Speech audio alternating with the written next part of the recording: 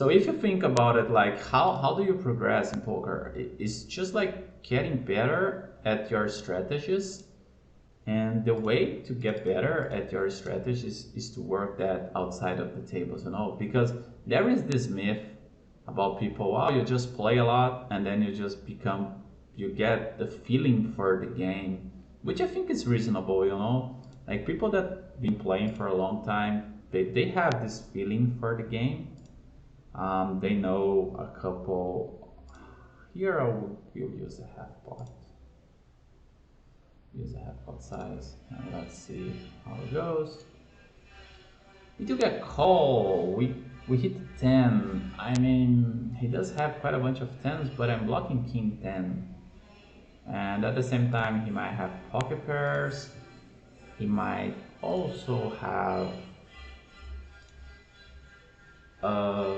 flush draws. So I guess I will bet again.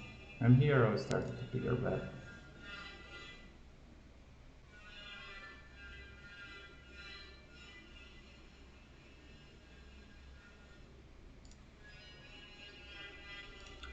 Here I would prefer, I mean, on the flop, I rather have the jack of hearts, but then on the turn when this turn hits, it's not very good for my specifically hand. But the king of spades is kind of good because I'm blocking king 10 suited, and he will only have a few 10x combos, so I think it's okay-ish. Not sure if it's GTO or not, but okay. So get back to study routine. So you need to have this practice outside of the tables in which you just get better at your strategies and how you do it. I do think that the GTO wizard is really good at it because you can just set it up some drills, and then you can just get better at spots. For example, let's assume you want to be like Stephen Curry, like you want to shoot 3-pointers really, really well. So how do you do it? You just practice, right? You just shoot the ball like every day, all the time. But it's kind of easy. And how do you practice poker stuff? Like back in the days, there wasn't any tools that allow us to do it, and nowadays there are quite a bunch. There are quite a bunch of solvers and solutions and stuff like that. So I do think that practice drills on specific topics in which you feel you are not playing good, So my routine is pretty much that, like spot to spot is not good, right? Spot a part of the game tree that I'm not that good, set it up some drills, start to get a feeling for the spot. Here, this river is just terrible. Just really can't value bet here. And then practice, and then just get a better feeling for that spot, and then you just become a better player in that spot, and you're losing less EV in that particular spot. Against 3.5, I think it's too much. King 10 I would for sure calling. King 9 maybe it's too tight of a fold, but I will fold. I don't mind. And then, like, let's say, for example, before starting study, you, as a 3-better out of position, you were losing 10 chips on EV on average on every 100 hands played in that spot. And then after study, you're just losing like 90, so you improve by 10 chips, and that adds up quite a lot, So I would say it's pretty much like that. That is pretty much the way I would study, like just find the spots that you are not really well, practice, and yeah, no get away from like doing the hard work. And it's a hard work, as I said, like this deliberate practice stuff, it really trains you. So, and you are not like winning any money by drilling there. Seriously, because like this GTO wise, it's just a call, but most people won't really 3-bet jam here, like too many worse hands. This is at best pocket queens, they're pocket kings, pocket aces, and they even have ace king offsuited.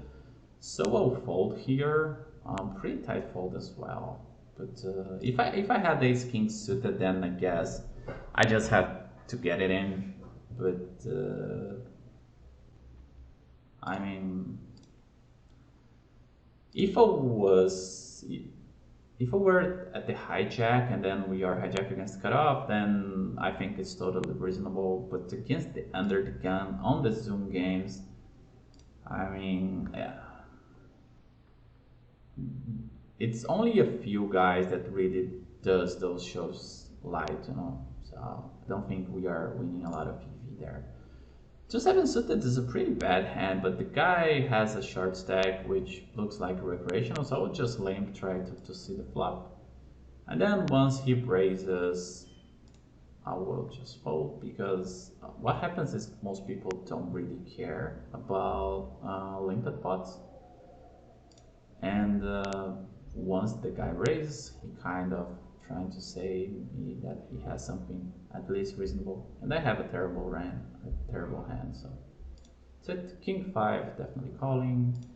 For 3, it's a little bit loose. And there are 2 regulars, so I won't open.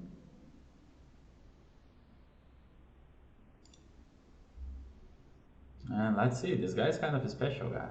Okay. We do have a hand that is drawing to the nuts.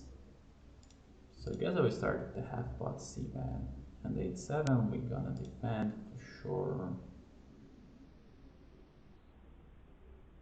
9-4 deuce board. Okay, the guy check. Once he check, I will start at the stab here. On the jack, I mean, I think I will just bet again. I believe he might still have quite a bunch of hands, such as 1 pair, and maybe some pair plus draws that are going to call again, and then maybe fold on the river, maybe not, I don't know, depends on the river. Okay, so get it out, replayer. So the guy check call 8-7, I mean, don't think I would have a fairly high bet frequency here. 8-7, I don't know where 8-7 stands for. It's really don't know. And now I'm value betting for sure. Guess half pot is fine, right? You still have quite a bunch of smaller pocket pairs, some ace-x. I think it's fairly reasonable to value bet here.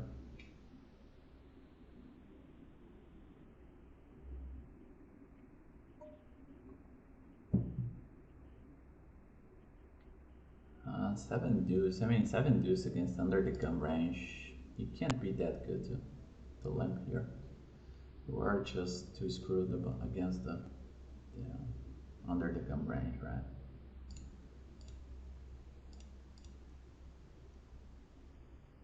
So yeah, like since like the future and boss asked, I will just remind you guys that didn't register it yet. There is this link on the bio on the Twitch channel for the GTO Wizard site. So you guys should register through the link. Follow the channel. Send us a message with the registered email, and then at the end of the stream is going to have a raffle for 3 subscriptions on the site. So yeah, this is close. I mean, the king 9 is a much better board for me. I think that I should have a very high check raise frequency. Ace 5 definitely could check raise, but I don't know. And now, do I bluff or I don't? Okay, I think I can definitely value bet. I can bet, and we'll be representing some 9x, some pocket pairs, some stuff like that. Or I can check raise. I mean, I think I'll do that. King 8-7 against hijack, top pair. Not much we can do. Just check call. Let's see what the guy is going to be doing on the turn. He insta check. So not so sure he has a king. He might have improved to some 2 pairs, but not very often too. I think I could get away with this small value bet here.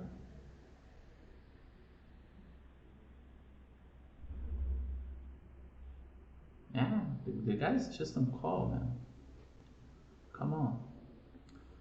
So, Jokura asked me biggest aha moment on poker and on life.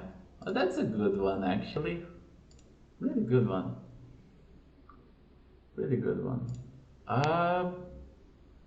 Let me just play this hand while I'm thinking. So, the guy looks like a recreational. I don't know. The problem is that if I 3-bet, the guy might just jam his 40 blinds. So I guess I'll just call. Let me see here. He insta check. So now I do think I can bet here, and I will bet small because he might have some draws that might still call here when I bet small. No, no call. Okay. So biggest aha moment in poker. I believe that once you start to realize how range interactions actually works, that's a big aha moment, you know, because I mean, of course, you still have to know quite a bunch of other important stuff, but once you start to realize that that card or that board specifically is much better for your range, I think this is a really good thing because you can just start to apply pressure at people, you know, like this guy lamp here, ace and king are much better for him than for us overall, even though he lamps, but you know, it's just a better overall card for him. And once you start to figure out which cards are better for you or bad, the poker starts to make sense, you know, because then you just go to look at the solutions at solver and what you predict actually is happening. And then, yeah, I mean, I was trying to understand this game, you know, it works kind of like that. So the more you study, the more you get a feeling for some spots, up to the point that you just don't need to really think about it. Like, you just know which runouts are good for you, which ones are bad. And that is a big deal, you know, because it just saves you so much time and energy, because you kind of already know. Because a lot of times, like, for example, oh, I 3-bet this pocket, oh, pocket queens, is a 3-bet or no? The guy is just not too familiar with hand strength, for example, you know, and then the guy doesn't know what to do. And then that takes a lot of energy from you, you know, and that is just pre-flop. And then you start to enter the post-flop scenario, you know, and there are so many nuances that I don't believe that people will ever get to a very high level at poker because we are humans after all. And there is so much stuff to be learned still, which I think is really amazing. So yeah, the pocket queens, I just see bet really tiny because this board is really good for me. And then on the turn, I can actually choose between bet or check. If I had pocket checks, pocket tens, I would probably bet. With pocket queens, I will just check back because the only bad river is the king. But it's not so bad because I'm blocking king queen. Um, so I do think I had the best hand. Not so sure I will get belly. I suppose that in theory I should still bet here, but I don't know. Tough spot here. I squeeze here. This guy might be really strong to do this, right? I'll check this. Yeah, I mean, it's reasonable. So this guy might be really strong, but at the same time, I am too strong as well. Don't think I can pull pre-flop. Then on the flop, I mean, pocket fours. I have pocket queens here that didn't jam. I have pocket jacks, pocket tens, maybe pocket tens the bottom of my range, so call. And then he just hit the gym card. Like he just has all ace king and I pretty much don't have very much. He can just bet his entire range here and there is not much I can do. This is just the best card in the deck for him. Okay, so now you're gonna check, you're gonna hit the 10 of diamonds on the river. Come on, 10 of diamonds, right? Ooh, close. Okay, so I mean, I would fold on the turn. So if he bets on the river, then it's just going to be a fold. There is not much to do. And then biggest aha moment in life. Doesn't make sense. Why don't you jam, man?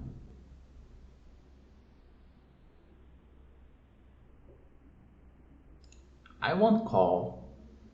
Because I would expect that in case he had ace queen, he probably bluffed the turn, you know. I won't call this. And this is... I don't think that in GTO is just a call. But, nah. Don't think that people will bluff that way. So, biggest aha moment on life. I don't know, man. On life.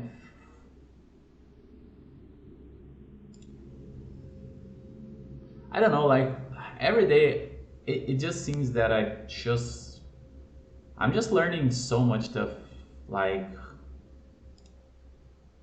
so often, you know, like things happen in my life that I think I have some things figured out and then something completely changed my world and then I have to reevaluate everything, you know, and then I think, yeah, maybe I didn't know all of that all too well.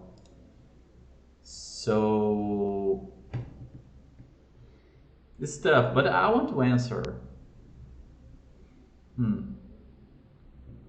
What I would say is the biggest. I'll get back to this. Stay tuned. I will reply to you. Okay, so here we're just gonna start with the 1/3 c-bet.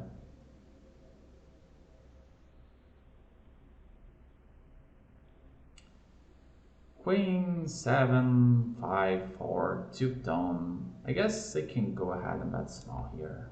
I guess the check raise. I do think that this guy is probably check raising flushes and stuff like that. Don't think I'll have much of a shove range here. 10 is actually pretty bad. Reason being is that I'm perceived to have quite a bunch of ace king here. So I'm not so sure I will get too many value. But at the same time, I do believe I still have to bet because the guy might have ace-x with the flush draw, not flush draw, you know. I'm perceived to have all ace king, so I'm pretty much bluff catching here. The question is, am I bluff catching against what? He might still have ace. Yeah, here. I don't think I can fold because he can have ace-x flush draws. He had pocket queens, okay. So then that's it. I mean, which cards are bad for you or good for you, and then you just get back to like the aha moment I had, which is just know which cards are better for you and which ones are not. So we 3-bet here. This cold call not make me happy at all. Not make me happy because the guy might have king queen, might have ace queen, but I'll do this. Do this. So BrPC guy, Arthur, ace king, ace 5-3. Should I bet? Should, yes. Sizing wise. Think that, yeah. So the guy, okay. So we'll just check.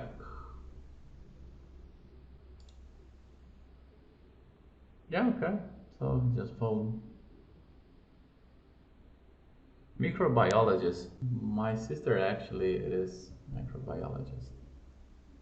So it goes check check.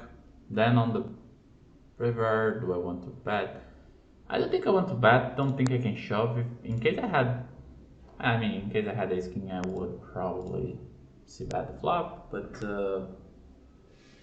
since close, maybe he has king queen. Maybe he has king. Maybe he has some ace, weird ace king, stuff like that. Let's see what he had. Pocket checks, okay. Ok, razios, tem que mandar aqui no chat o e-mail registrado no GTO Wizard. Eu acho que sim. Eu acho que se você seguir o canal, não sei como é que funciona para mandar mensagem privada. Se temos como sanar esta dúvida. So, ace 5 is going to be a 3-bet against under the gun. Okay, the guy insta call, he don't even think about it, okay? But pocket queens, pretty good for me. He probably has a pocket pair, okay? Because he insta call, he didn't even think about it. No. He saved money because I would barrel, but then he just falls on the flop, so he just saved money. Okay, downswings, really cool subject, which honestly I do not have a whole lot of experience with. And I just recently heard a guy on the team speaking that he just overcome a 75 binds downswing, which I think it's really massive. Like, man, you just have to have such mental energy to overcome that. It's crazy. Here I'll bet 25% because we are three-way, so no need to bet much bigger. Although this board we usually bet bigger. And here with no backdoors, just fold. This 9 is not so good. I guess I would check, because I should have some checks on the 9, and pocket aces is just the perfect one to check back and call pretty much any river.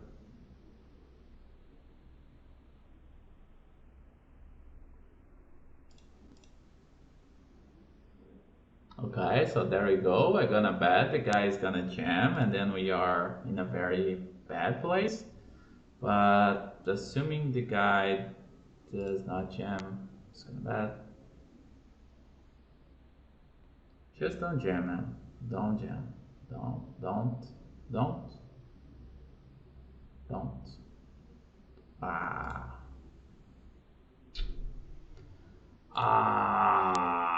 Problem is that the guy can easily have 6-7. He can have pocket 5, pocket 3s, 9-8, you know. This is so tough. What is he bluffing with, you know? Because I'm betting 3-way and he just calls. Is he trying to bluff pocket 8s, 5, 6? I'll fold, but pretty nice hand. Yeah, it's just don't think I can fold that. Don't think I can fold that. Don't think. But I just really struggle to see people bluffing here. Is he really turning Ace-3 into a bluff, 5-6 maybe, you know, it's so tough, so tough, so tough, I have no idea. So yeah, so speaking about downswings, so this guy just went through a big downswing and overcome, and like really congrats for him, it's really sick. So I never been in such a huge downswing. Part of it was because most of the time I always tried to play really aware of what I'm doing. So I'm usually just doing those spewy monkey dudes that some people does, you know. So I just never done that. I usually just quit the session, and a lot of the times when I'm not playing that well, I just avoid playing. I mean, it was something that I've done a lot in my career, which helps me in the sense that I did not go through a lot of downswings, but I don't think it's the proper approach because it just prevents you to play even when you are not feeling your best, you know. So it's something that is okay, but it just never put me in a very downswing. I can think that I would say the biggest downswing that I have faced, it is like 20 binds, 25, guess something like that. Yeah, don't think I have gone through something much worse than that. Pretty much something like that. Here is a GTO mixed call. I don't think I'll call.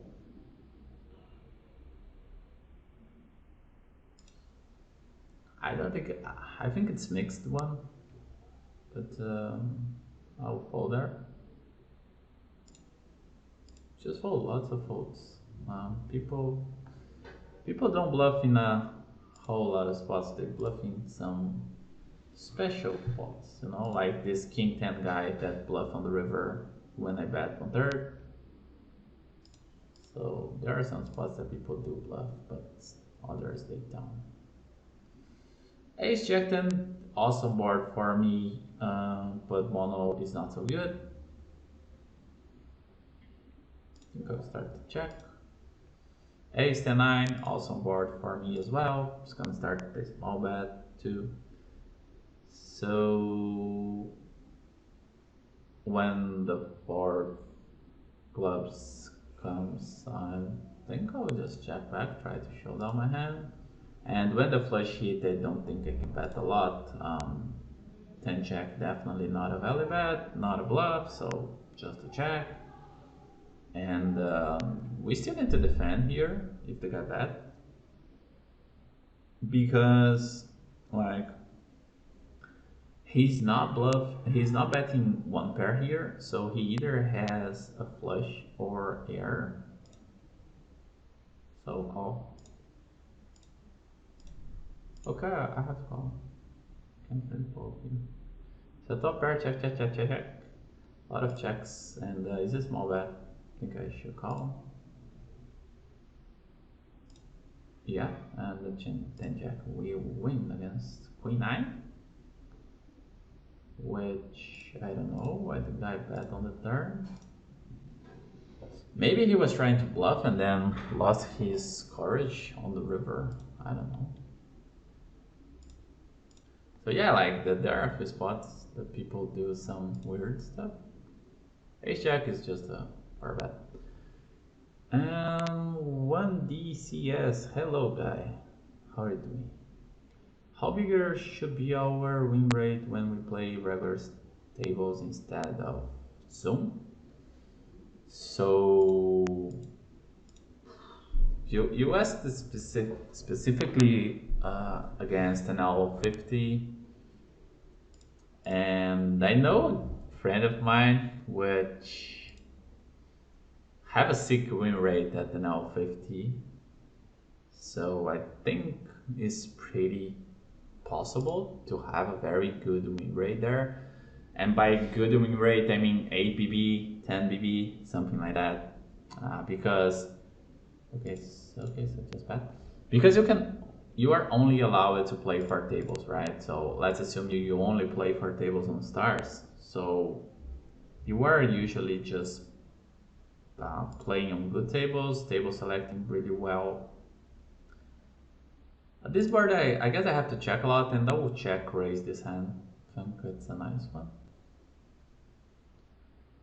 And queen 3 I'll raise against the limp. And yeah, just check raise, have pot.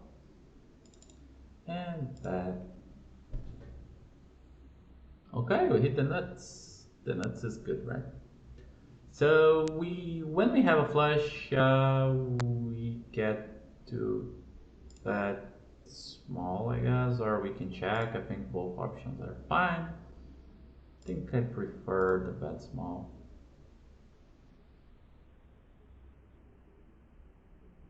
Pocket eights. Don't think we get to 3-bet all that often. We quick call there.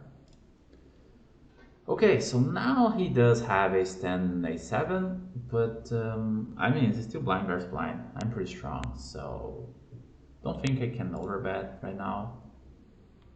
I'll do this trick 19.5, so a little bit smaller. So yeah, I mean I don't think I have ever saw players with a win rate bigger than 5 or 6 PB in a Zoom environment in a very large sample. I mean, because people usually move up as well. Like if you are crushing the games, why don't you move up? You know, you are clearly crushing. You're going to be at least a small winner at the next limit. You know, so it's not like the next limit is going to be much worse. So it's just a little bit worse. I would say roughly 4 to 5 BB overall. But then you can have the outliers, right? You can have this guy having 10 BB on regular tables, and then you can have this guy having 7 BB on Zoom on, let's say, 200, 3K, 100 sample, because he's running well, he's playing well, and then he's just playing a lot of volume, just because if he plays Zoom and he plays a lot of hands per day, so it's much better to put volume instead of just 4 regular tables. But I would say it's a pretty big difference, in playing regular tables and Zoom. Pretty big one. 6-7, man. I think I'll call. In case I have ace-5, ace-4, which are draws to the nuts, being this deep, I will 3-bet. But with the 6-7, I don't think I get to 3-bet fairly often. I mean, in GTO-ish is all mixed, but in reality I will 3-bet, and since I have to play really passive, this stack that, I will 3-bet and not win so much money when I 3-bet. So here, check. First bet coming in, we usually don't fold any board pairs, but there is a king and a jack. So he has all these offsuit broadways, we also have, so I think this is pretty borderline. I will just check, not much I can do. Sizing was kind of biggish as well. So that guy just call here. I will see bet a6 deuce. On the 3, I think I'll bet again. I'm blocking ace jack, ace 9, and yeah, looks like pretty good. So Sueco guy said nice hand. Which one you are referring to? No idea which which one, but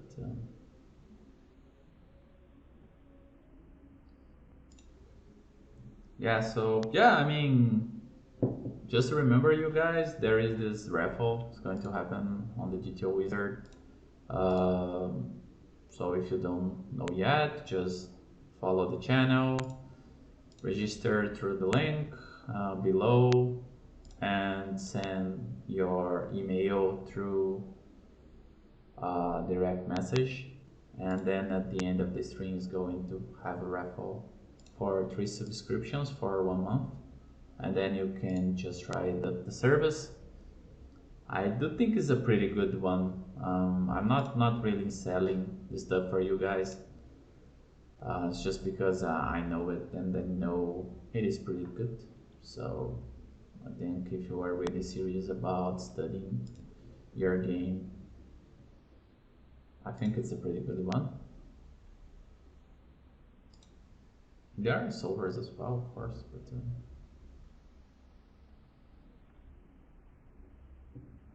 9-4 is not really an open against the guy which is supposed to defend his big blind correctly.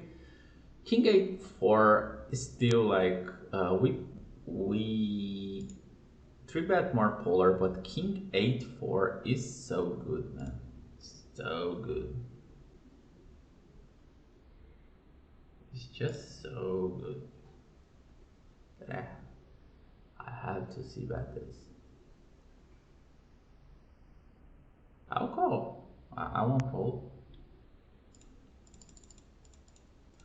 I won't fold.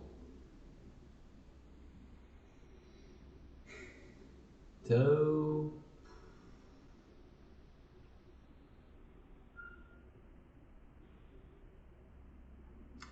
okay, so King Queen 9, interesting board. I